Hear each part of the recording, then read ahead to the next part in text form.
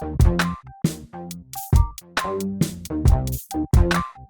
here with the Digital Digest, and today I wanted to share a quick unboxing and first look at the Insta360 Flow. This is an AI-powered gimbal for your smartphone, really tailored to iPhone users, still compatible with some Android phones. Make sure that you look at the compatibility list before you run out and purchase one of these. Now, I did check that before I ordered mine, and yes, I did purchase this. I'll include a link in the description. $160 I think is a fair price for what Insta has done here. And the amazing part is this is Insta360's first smartphone gimbal, and it appears to be the best on the market, even though DJI, who is in my opinion, a well-respected company when it comes to what they manufacture, specifically drones, gimbals, and the like, this, at least on paper, appears to be superior, even though DJI has been, I think they're on their 6th generation of the Osmo. So AI-driven, which is definitely a good thing. You've been hearing a lot about AI lately, and this is one place you're going to be happy that it exists. So we've got 3-axis stabilization, foldable and portable design, auto mode, magnetic design, all-day battery life, the smart wheel for control, a built-in selfie stick and tripod, which you'll see shortly, AI-powered editing. That's not something new to Insta360, but if this is your first Insta360 product, you'll probably appreciate that. One-step rapid deploy, you'll see that as well, and their Deep Track 3.0. And that's really the driving force on the AI arm of things when it comes to this. So let's get this out of the package.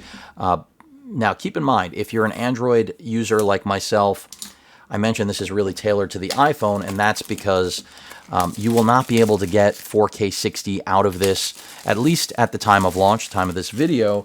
And that is because that's, to my knowledge, only working with the iPhone. So no matter what your Android device is, it's not going to be able to give you beyond 4K 30 at the time, again, of this video.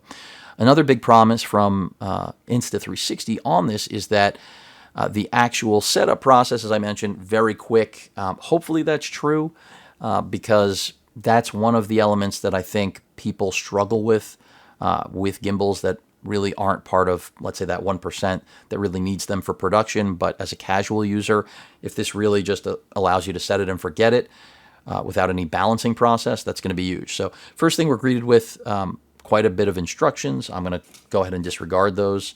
If you follow my channel, you know that's kind of what I always do. And the one thing I already knew, and what I see here, is love that Insta360 decided to give us a clear part of the product. I think more manufacturers should do this. It's incredibly cool, but it's not to be cool. The real purpose of this, just so that you know, is that you can actually insert, this is what I'm told, different ways of identifying that this belongs to you and put it inside so that you're not actually defacing any part of the gimbal itself. Now, it's really compact, no question about it. You can see we've got a trigger here as well as their control dial right here. It's all going to be a matter, for me personally, how well it actually works with the Note 20 or presumably a newer Android phone. Because if I find that it is too, essentially, I would say narrowed in terms of feature list compared to if I was using this with an iPhone, then ultimately it may not be the best solution for me. But we'll see. Let's go ahead and put that down, see what else we've got in the box. Now, you can go with their creator bundle, which incorporates a lot more gear into the product. I did not do that. I went with the base model for $160. That incorporates like lighting, things like that. I do not see the need for that. But if you want to do it, of course you can. So I'm just looking the easiest way to open this without destroying the box. It looks like I've got to break a seal. So let's go ahead and do that. And again, I've never really been interested in reviewing these because I always felt like if you needed a real gimbal, you would get one. And I've never personally thought it was a great idea to use gimbals with smartphones. Now, for those of you that follow my channel, you know already I was severely injured in a car accident last year, and now everything for me is about traveling lighter. That doesn't mean that I won't still use, better cameras that are heavier, but more than ever, I am focused on trying to get that balance between light devices and, of course, not injuring myself. And this seems to check that box. So let's go ahead and get this out of the way. And again, this is just an unboxing. You'll have to come back to the channel for the update. But let's take a look at some of these accessories that are in there. So we've got a rubber grip for the actual handle, which I think is smart. This appears to be a travel case for it as well. And that's the thing. You want this to travel light. You want to be able to grab this and go as quickly as you can. That's the whole premise. Our instructions, silica gel as always, and we'll see, how easy it really is to use. I will be doing an update, as mentioned, on that. But this mount is part of the crux when it comes to which devices it will actually work with. It is magnetic, as mentioned. There are instructions I'm not going through. USB cable right there, Type C to Type A, presumably also for charging. We can see the port right there. And there are arrows all along the body here. There's another port there, though, but that says out, and this says in. So clearly that's for charging. Basically, everything I've read, again, even though I'm not looking at any directions, you can see the arrows. They're letting you know that once you've got your phone on their mount, it will then magnetically just attach like that. There is plastic on there. And you do want to make sure that it's in the correct orientation. You can see that cut out there, the lip there. So clearly the orientation is supposed to be like that. Now we're seated properly. It's flush. And then your phone is on there, and then it's as simple as turning this down. You can see the down arrows now. So that's basically the entire deal. And you can see it just powered on, and it's trying to function now. So pretty cool. You can actually see it moving. But again, today is not the day that I'm, or at least in this video, that I'm going to actually be covering that. And then powering down, seems like a single press of that gave us what appears to let us know how much battery we have. Those 3 indicating lights there are the current battery, but there are 4 in total. Those also tell you the modes. This should also allow you to, I thought, move the gimbal around. But again, I need to spend more time. That's your record button. That is the mode switching button.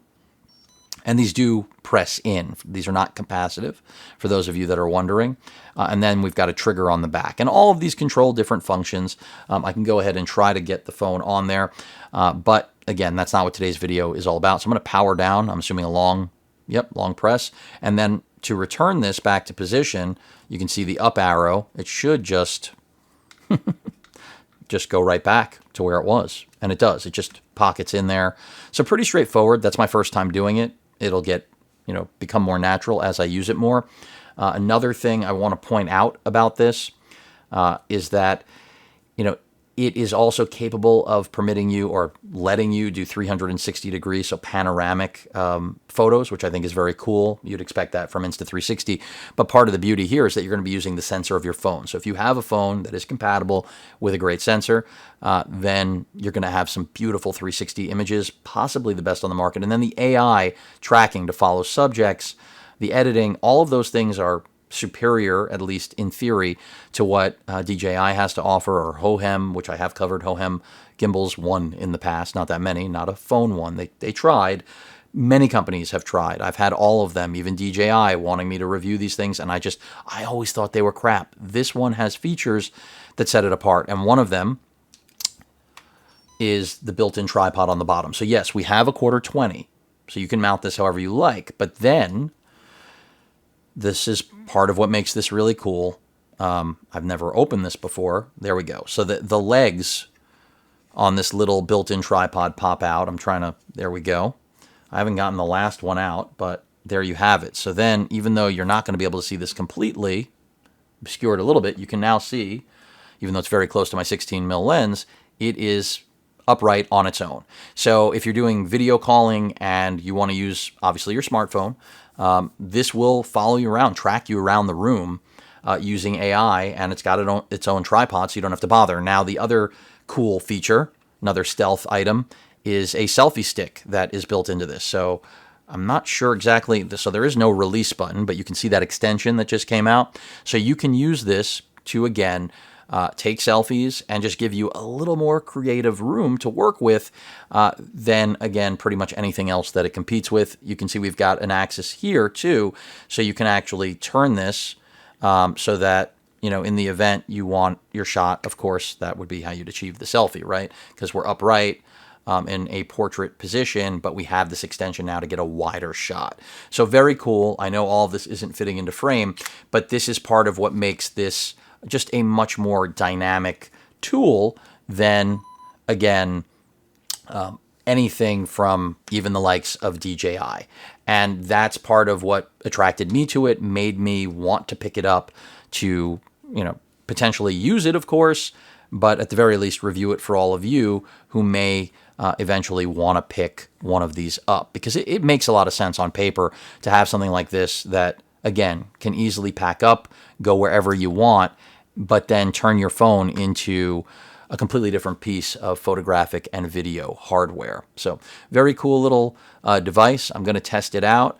Right now, before packing it up, let's just see if I can get it on here. Again, I'm doing this without any instruction, which is not how you should do anything. Let's just see how it mates and what it looks like. There goes the plastic. I said it needed to come off. So again, this is not how you want it. You want it to be in that position. And now we're seated the way we should be, right? Flip the handle down. It automatically powers on. It even seems fairly balanced right now. I know that's pretty much impossible to tell, but it does seem balanced, and you can see it is turning. You can shoot portrait, you can shoot landscape. It's really up to you. Of course, I've got to spend some time with this to get my own bearings, but you get the idea. It is incredibly compact, lightweight, and then, as far as shutting it down, so I just did that, closed it up, popped my phone off, and I'm good to go, and I just have to remove this back plate. So I will test this out, make sure that it works as expected. Again, remember, no 4K 60, but even if we can just get, stabilized 4K 30 out of this, and then the AI features, built-in selfie stick, tripod functionality, this is a really dynamic tool to take with you pretty much anywhere, but especially if you're on holiday and you really only use your iPhone, or again, let's say the S23 Ultra, this may end up becoming the one thing you bring with you to make sure that, as I drop it, that the smartphone footage continues to give you, quality that really you wouldn't get otherwise. So interesting device, like the design, like the feature set, and not shocked that Insta360 is pushing the envelope as usual. Any questions or comments, please feel free to post them at that like button. And as usual, please feel free to subscribe, and please stay safe. Later.